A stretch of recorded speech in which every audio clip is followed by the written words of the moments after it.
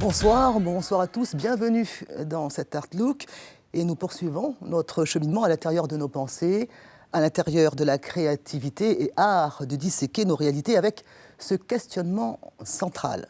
Qu'est-ce que le désir? Comment le décrire?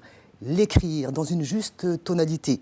En effet, très peu d'auteurs ont osé s'y hasarder, un registre toujours considéré comme un petit peu relevant de l'intime ou encore du tabou. La sexualité, la sensualité, l'érotisme, le jeu amoureux, la séduction, bref, le rapport au corps, au sens, à l'intimité. Comment en parler avec finesse et art de manier la plume? Doris Dumabin, bonsoir. Bonsoir. Vous avez osé, d'abord un peu timidement, on peut le dire, et ensuite avec beaucoup plus d'autorité et d'affirmation. C'est vrai qu'avec Zeste de désir, j'étais un peu craintive. C'était un premier essai et je ne savais pas trop si j'allais pouvoir endosser cette cape d'auteur érotique. Je faisais plus de la science-fiction avant et c'est un domaine que je ne connaissais pas trop. Quel a été votre frein premier avant de cette prise de décision, de vous lancer dans ce registre? Qu'est-ce qui vous gênait le plus? À vrai dire, j'avais envie d'aller acheter mon pain tranquillement sans qu'on me fasse des réflexions un peu tendancieuses, quoi. Mais c'est tout le contraire qui s'est passé. J'ai des gens qui m'ont arrêté dans la rue pour me dire que c'était bien, qu'ils étaient contents que j'ose et que je sorte un livre érotique, que ça les intéressait, qu'ils avaient la curiosité de savoir comment j'allais pouvoir écrire ce genre d'histoire. Et c'est vrai que j'ai été très surprise des retours qui m'ont été faits. Alors, vous voulez nous dire par là que vous pensiez que les retours auraient été plus lourds et chargés de sens, et finalement, ça a été très aérien. Et on vous a perçu dans toute votre dimension d'auteur, on ne vous a pas forcément enfermé dans cet érotisme écrit. Oui, voilà, je pense que c'est ça, que les gens ont eu la curiosité de savoir jusqu'où je pouvais aller, ce que je pouvais écrire. Et je pense que tout le monde était prêt parce qu'il y a d'autres auteurs érotiques qui ont sorti des ouvrages qui ont eu un très très grand succès. Donc je pense que c'était le bon moment aussi peut-être. Alors au niveau national et international, effectivement, il y a beaucoup d'auteurs. Au niveau local, beaucoup moins. En l'occurrence, une femme. Vous marquez un premier pas en la matière. Oui, c'est un premier pas et j'espère pas le dernier. J'espère qu'il y a d'autres auteurs qui vont se lancer comme moi. Ça fait peur au début, mais finalement... Alors le désir signifie, de manière étymologique, être attaché à l'astre. Peut-on considérer ce registre comme une autre planète? Ah, peut-être. Ça peut être un voyage, ça peut être une aventure. Oui, on peut considérer ça un peu comme ça. C'est vrai que dans Zeste de désir, j'ai voulu inventer des situations qui sont complètement impossibles. Des choses, par exemple, un responsable de la sécurité qui tombe amoureux d'une voleuse. Ce sont des amours impossibles. C'est un homme qui est amoureux de la femme de son meilleur ami. Donc c'est vraiment des gens où il y a une improbabilité, où ils se disent non, c'est pas possible, ça peut pas marcher, ça peut pas fonctionner. Et en fait, c'est là où commence le désir, c'est désirer quelque chose qu'on ne peut pas avoir, qu'on ne peut pas acquérir. Et c'est très, très intéressant de pouvoir décrire ce genre de situation et avec un dénouement, évidemment. Toujours heureux. Oui. Là, on vous voit dans une bibliothèque en train justement de communiquer autour de vos ouvrages. On va un petit peu recamper votre dimension, Doris Dumabin. Vous avez à peu près une trentaine d'années, et plus, un peu plus. À 12 ans, vous remportez un concours scolaire de nouvelles. Depuis lors, vous ne cessez d'écrire, mais pas dans un premier temps dans le registre de l'érotisme, plutôt dans le registre de la science-fiction. Oui, la science-fiction, de l'aventure. Et c'est parce que je rêve beaucoup. J'ai un univers qui est plutôt cinématographique. J'aime tous les films de science-fiction et tout le surnaturel. Et c'est vrai que quand je rêve avec des vaisseaux spatiaux, avec des gens qui ont des capacités surnaturelles, avec des personnages comme ça qui font des choses extraordinaires. Et c'est ça que j'avais envie de décrire dans un premier temps. Alors comment fait-on pour passer de ce registre fantastique au registre érotique? Par quel mécanisme de pensée et d'écriture? En fait, j'ai l'impression de décrire la vie. Donc quand j'écris une histoire, j'écris les personnages, je les construis, j'écris leurs aventures, j'écris les combats, j'écris tout ce qu'ils font. Et au bout d'un moment, il y en a qui tombent amoureux, il y en a qui se caressent, qui se touchent. Et au fur et à mesure, il y a des scènes érotiques qui arrivent dans un livre qui n'est pas forcément dédié à l'érotisme. Et c'est ces scènes érotiques qui ont surpris mes premiers lecteurs dans Camral. Et ils ont beaucoup insisté pour que j'écrive un livre uniquement érotique, ce qui n'était pas forcément le chemin que j'avais envie de prendre au départ. Camral, parlons-en, avant de continuer à éplucher ces zestes. Camral, vous avez cette idée d'écriture, vous étiez dans une salle de cinéma, me semble-t-il. Oui. Est-ce qu'on peut penser que le cinéma, l'art cinématographique, vous inspire dans vos écrits? C'est exactement ça. Toutes mes idées, mon inspiration vient de tout ce que je regarde à la télé. Il y a des histoires qui me viennent des mangas que je regardais quand j'étais petite. Il y a l'histoire du vol, ça s'appelle Le Vol dans Zeste de désir. Il y a une scène qui est tirée de Cat Size, par exemple. Donc, pour ceux qui ont vu le manga, c'est cette histoire-là. Il y a beaucoup d'histoires qui viennent de Star Wars, de Stargate, de Heroes, des séries aussi où on se mêle au surnaturel. Donc, tout est mélangé, c'est un registre qui vous inspire. Oui. Alors, on a un petit peu les ouvrages ici, hein. Camral que j'ai en main, c'était quand même un gros pavé. On avait derrière Histoire fantastique, ça campe bien votre dimension dans ce registre fantastique hein, qui a habité votre jeunesse. Et du fantastique, on arrive effectivement au fameux zeste. Alors pour que nos auditeurs, téléspectateurs comprennent bien le cheminement, il y a d'abord eu un premier zeste que je n'ai pas en main. Oui. Le deuxième, zeste de plaisir, parce que forcément, d'abord le désir et après le plaisir. Voilà, c'est ça. Alors, comment ça évolue, tous ces ouvrages, dans ce rythme? Une première année, d'abord le zeste, le désir, le plaisir. Quel est votre mécanisme de construction et d'avancée, de progression dans ces ouvrages? Comment ça se passe? Ça vient petit à petit, c'est au fur et à mesure. J'écris une histoire après l'autre. Je ne me mets pas forcément d'objectif. Et j'écoute aussi beaucoup mes lecteurs qui peuvent interagir avec moi sur ma page Internet. Donc, sur ma fanpage, ils me disent ce qu'ils attendent, ce qu'ils aiment. Avec tous les retours que j'ai eus de Zeste de désir, j'ai pu avancer dans Plaisir et dans toutes les autres histoires que je vais écrire dans le futur. C'est aussi un échange entre les lecteurs et moi et c'est un cheminement, quoi. Ce qu'on remarque, c'est le mot zeste n'est pas innocent. Pour vous, c'est plus important le zeste que finalement tout livrer, tout écrire. C'est toujours très zeste. Oui, c'est vrai, c'est des petits éclats, c'est des petites histoires pétillantes. Ce sont des petites histoires originales. J'ai l'impression qu'elles sont un peu explosives des fois. Ça dépend un peu de quel sens on se place. Est-ce que vous freinez encore dans les descriptifs? Ou bien est-ce que justement la pudeur, entre guillemets, qu'on peut ressentir, c'est pour mettre encore plus en relief les scènes que vous décrivez? En fait, dans Zeste de désir, je me suis... on va dire que oui, j'ai pas été aussi loin que j'aurais pu. Et après les retours que j'ai eus, j'ai été un peu plus loin dans Zeste de plaisir. Donc j'ai décrit des scènes un peu plus précises, avec plus de détails. Et j'attends avec impatience les retours pour voir si j'ai été trop loin ou pas. Et c'est vrai que en étant lancée comme ça, j'ai l'impression de ne plus avoir froid aux yeux et de pouvoir aller très très loin. Donc je ne me mets plus de barrières. Et j'attends de voir ce que ça va donner. Alors là, effectivement, vous écrivez sur le rapport, notamment homme-femme, dans des scènes effectivement très intimistes. Comment vous faites, d'où vous sort cette inspiration pour décrire les scènes? Est-ce que vous faites plus en main une enquête, finalement? Vous questionnez vos amis, les garçons, les filles, vous écoutez un peu ce qui se passe à la radio, vous lisez sur ces registres pour pouvoir être aussi précise? C'est vrai que l'expérience à la fois... l'expérience personnelle, oui, bien sûr. Bien sûr, à la fois mon expérience et l'expérience de mes amis, des gens qui sont autour de moi, ça fonctionne très bien, puisque, bon, par exemple, j'ai écrit une histoire sur une assistante qui tombe amoureuse de son patron. On peut dire aussi que je pioche des idées dans l'univers dans lequel on vit.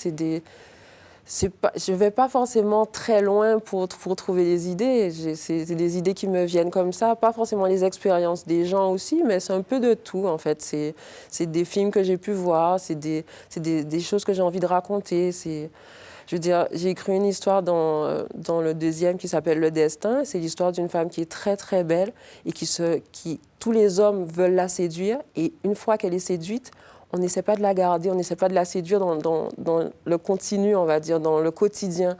Donc j'avais envie de décrire aussi cette souffrance d'être magnifique et de ne pas pouvoir avoir quelqu'un qui l'aime pour elle à l'intérieur. C'est très profond en fait, c'est pas Oui. juste le descriptif de la séduction, c'est aussi des doutes. Non, oui, ce ne sont pas que des histoires érotiques, entre guillemets. Il y a de vraies histoires de vie, il y a des messages que j'ai envie de faire passer, il y a des... Et vos personnages restent toujours très fascinants. Ce sont des personnages à la fois campés dans le réel, mais qui ont une dimension surnaturelle. Oui, peut-être. C'est vrai que même dans les histoires érotiques, j'arrive aussi à écrire de la science-fiction et du surnaturel. Et j'aime bien des fois camper une histoire qui pourrait nous arriver à tous, mais la camper dans une scène, dans un environnement qui soit complètement hors du commun et hors de la réalité. Alors, dans nos sociétés judéo-chrétiennes, on est quand même imprégné, emprisonné par de la pudeur. La sexualité, on ne doit pas en parler. Est-ce que c'est difficile de percer ce carcan en tant qu'auteur? Est-ce que je l'ai percé? Ouais, ça c'est une bonne question. Oui, j'avoue, je ne sais pas trop. J'espère, on verra. Alors, on va vous voir un petit peu chez vous, dans une librairie.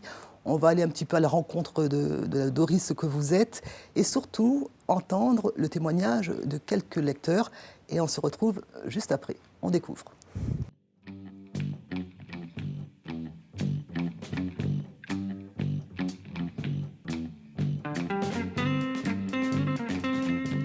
Sa bouche l'enflammait, le rendait fou.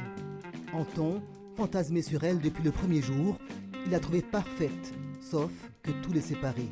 Comment faire pour séduire une femme qui lui est interdite?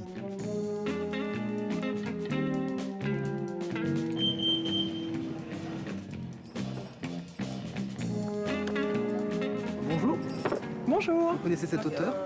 Oui, Alors, un oui, zeste. tout à fait. Comment vous avez savouré ce zeste? Qu'est-ce que vous en pensez de cette écriture et de cette thématique? Sa façon de lui parler doucement, en glissant les mains dans sa fourrure, l'avait aussitôt excité. Je connais Doris Dumabin à travers Cameral. Elle a fait un premier roman science-fiction, j'aime pas mal la science-fiction. Et j'avais jamais lu de livre de ce type-là. La littérature romantique, érotique très léger. Hein. Elle observait l'effet qu'elle produisait sur lui, alors que lui se demandait jusqu'où elle était prête à aller. On nous rabat les oreilles en ce moment avec 50 nuances degrés, là. Donc voilà, c'est quelque chose... Moi, c'était mon premier livre de ce type-là. Alors, c'est des histoires d'amour, en fait. C'est voilà, la sensualité qui vient derrière, c'est du second plan, je pense. Je discutais un petit peu avec le vendeur qui me parlait de Marc Lévy. Effectivement, les histoires romancées de Marc Lévy, j'en ai lu pas mal pour me distraire. Moi, c'est toujours sur le registre de la distraction. Ça reste une histoire un tout petit peu plus épicée que du Marc Lévy, mais c'est même style d'écriture. Ce sont des histoires quand même qui sont bien écrites. Hein. Ça reste une histoire d'amour avec un petit peu plus de piment, mais piment végétarien. Premier tome m'a donné déjà envie de lire le second parce qu'il est très très bien écrit. C'est assez plaisant comme lecture, hein, divertissant et c'est un livre que je conseillerais à tout le monde. Et moi je trouve que c'est un livre qui colle bien au personnage, donc ça me choque pas plus que ça. Et bon, c'est pas cru, c'est pas vulgaire, c'est bien écrit. Donc bon, ça se lit. L'érotisme pour moi fait partie de la vie, donc il n'y a aucun problème pour lire ce genre d'histoire. C'est un livre de filles, hein, donc il faut prêter attention à tout ce qui est talons aiguilles, habillement, petits détails féminins très marqués, maquillage, la fille qui prend soin d'elle. Moi, j'en ai fait la remarque d'ailleurs. Hein. C'est un livre, on sait très bien que c'est une femme qui l'a écrit. Il avait envie de prendre le temps de la caresser, de ressentir la texture de sa peau. Il aurait aimé se retrouver au lit avec elle et avoir toute la nuit devant lui. Un livre de filles, les talons aiguilles, les détails, les rouges à lèvres, parce que ce sont ces détails-là qui met en musique et en lumière les petits bourgeons d'érotisme comme ça que vous perlez dans le livre. Oui, je pense que décrire une femme, c'est pas seulement décrire ses cheveux, ses yeux, les choses comme ça. Décrire aussi la façon dont elle s'habille, ça peut lui donner un soupçon d'érotisme, ça peut comment Donner dire, envie de oui, connaître et de amener s'approcher. plus de désir. Et c'est vrai que je donne des détails sur le pantalon, s'il est moulant, s'il est Les matières. décolletés, oui, voilà. Donc ce sont tous ces détails que d'ailleurs ce lecteur a remarqué. Ce sont ces détails-là qui plaisent, notamment. Hein. Oui, je pense que si c'était un garçon, il écrirait, peut-être qu'il irait plus droit au but et qu'il écrirait moins sur ce genre de détails. Moi, j'aime bien rendre à la fois les hommes et les femmes, hein, mais rendre un peu les gens sensuels et attractifs et qu'on voit tout de suite la personne quand on lit, qu'on voit tout de suite comment il est ou comment elle est et amener un peu de sensualité et vraiment beaucoup, beaucoup d'érotisme. Vous êtes une femme, vous avez écrit cet ouvrage-là, ces ouvrages-là. Est-ce que vous pensez que ça marque une certaine libération d'expression qu'une femme se lance dans ce type d'écrit? Dans nos régions, surtout. Oui, surtout dans nos régions. Et je pense que j'aurais aimé évidemment que toutes les femmes puissent avoir la liberté d'écrire ce qu'elles veulent écrire, ce qu'elles ont envie de faire passer comme message. Et je suis très heureuse voilà, de pouvoir le faire moi et de ne pas avoir de censure. Donc c'est vrai que c'est... Donc, est-ce que vous pensez que le plaisir, le désir est quelque chose d'universel, se décline de manière universelle ou aussi de façon beaucoup plus culturelle? Je pense que ça peut être culturel. J'ai pas vraiment l'impression de l'avoir écrit de manière culturelle.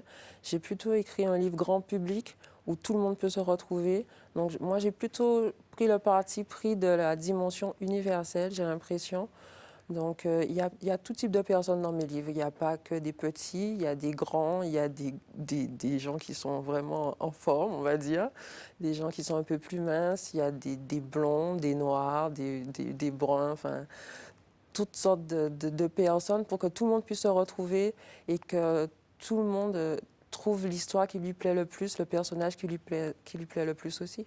Un extrait, pour une petite mise en bouche, pour qu'on comprenne un peu le registre, que je vais vous lire. Clara en a assez qu'Étang la traite comme une pauvre petite chose en porcelaine. Comme cadeau d'anniversaire, elle veut qu'il lui obéisse au doigt et à l'œil. Et elle a prévu de lui donner les ordres les plus fous pour le mener au paroxysme de l'excitation. Là, c'est la femme qui prend le dessus.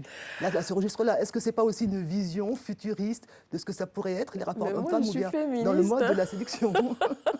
Moi, je suis féministe. Moi, je suis d'accord avec elle. Si on veut avoir quelque chose, parfois, il faut demander, il faut oser, il faut discuter. Je pense que c'est une histoire, c'est une histoire qui peut très bien cadrer dans la réalité. Et si, vous avez comme le sentiment cadeau d'ouvrir de nouvelles d'anniversaire, portes dans les rapports hommes-femmes, même si elles sont déjà ouvertes, mais en tout cas de les écrire cette fois. oui, c'est vrai que là, Clara, comme cadeau d'anniversaire, elle a envie que son petit ami lui obéisse au doigt et à l'œil. Et c'est vrai qu'elle va lui demander des choses plutôt sexy. Donc, bon, c'est des histoires que je trouve tellement drôles et tellement, je sais pas. Il y a beaucoup d'humour aussi dans les situations. Même en l'écrivant, j'avoue que moi, ça me fait rire. Donc, j'essaie de trouver les situations les plus cocasses et que les femmes prennent le dessus. Moi, j'aime beaucoup ça.